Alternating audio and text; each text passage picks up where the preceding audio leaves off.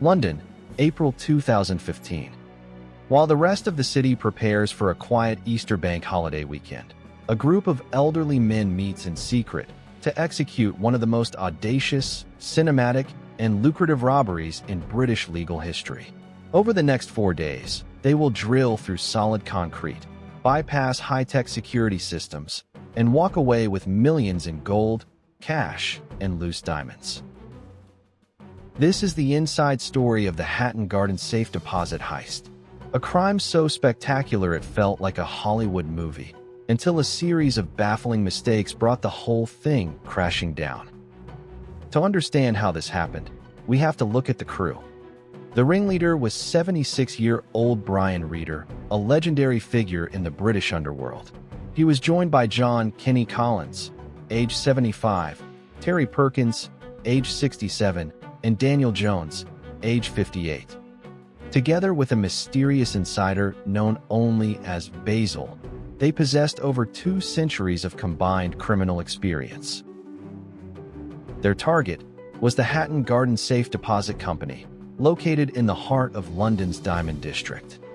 The building's vault sat deep underground, protected by heavy iron gates, electronic sensors, and a reinforced concrete wall half a meter thick. It seemed impenetrable. But the crew had a plan, and they had a weapon, a massive, industrial Hilti DD-350 diamond coring drill. On the evening of Thursday, April 2nd, just as the Diamond District empties for the holiday, the heist begins. Disguised as gas utility workers, the crew gains access to the building through a side door. Basil slips inside first to disable the communal alarm system. Once inside, they force open the lift doors on the ground floor. They use ropes to rappel down the dark lift shaft straight into the basement. They are exactly where they want to be, directly outside the vault wall. Now, the real work begins. The crew mounts the massive Hilti drill to the floor. For hours, the basement echoes with the deafening roar of machinery grinding through solid concrete. They are drilling 3 overlapping holes, creating a breach just wide enough for a small man to crawl through. But at 12:20 a.m., an alarm triggers. A text alert is sent to the security guards monitoring company, who contacts the Metropolitan Police. This should be the end of the line. But incredibly, the police grade the call as a low priority. No officers are dispatched. The thieves have been handed a miracle. However, the thieves hit a physical roadblock.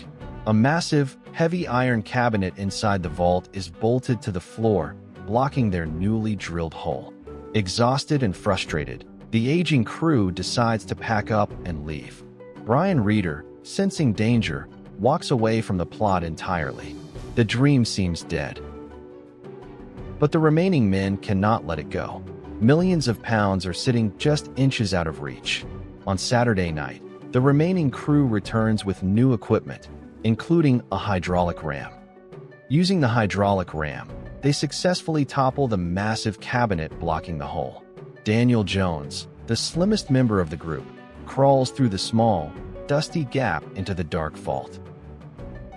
He is surrounded by pure wealth. For the next several hours, the thieves use crowbars and angle grinders to violently smash open 72 individual safe deposit boxes.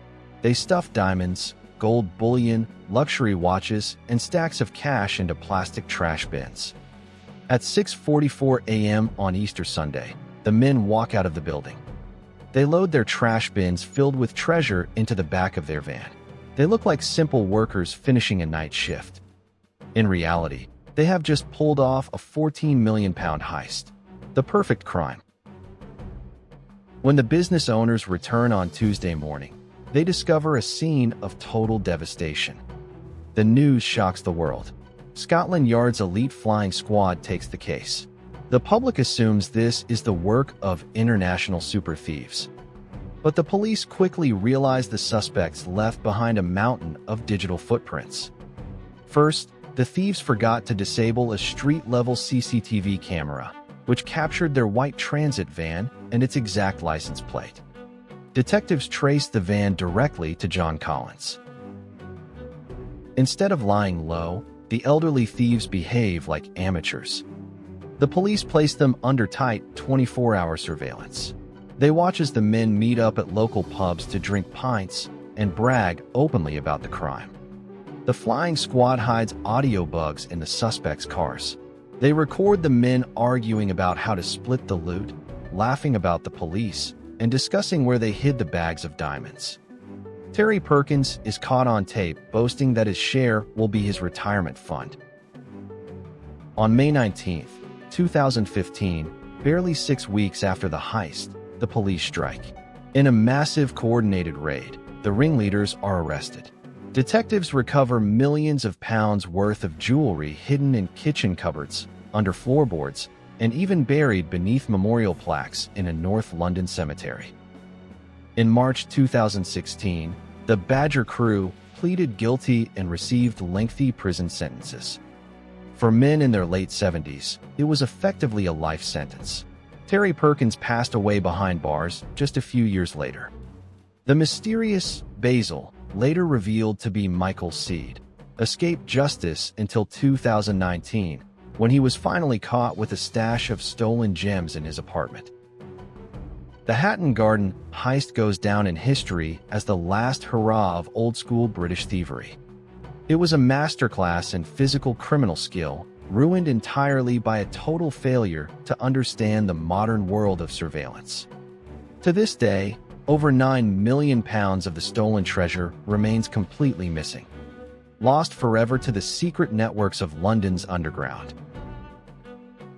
So, do you think the missing gold will ever be found? Or did the old-timers really walk away with a pretty solid retirement fund?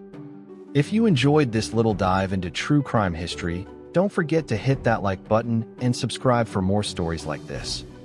Thanks for watching. See you next time. Peace.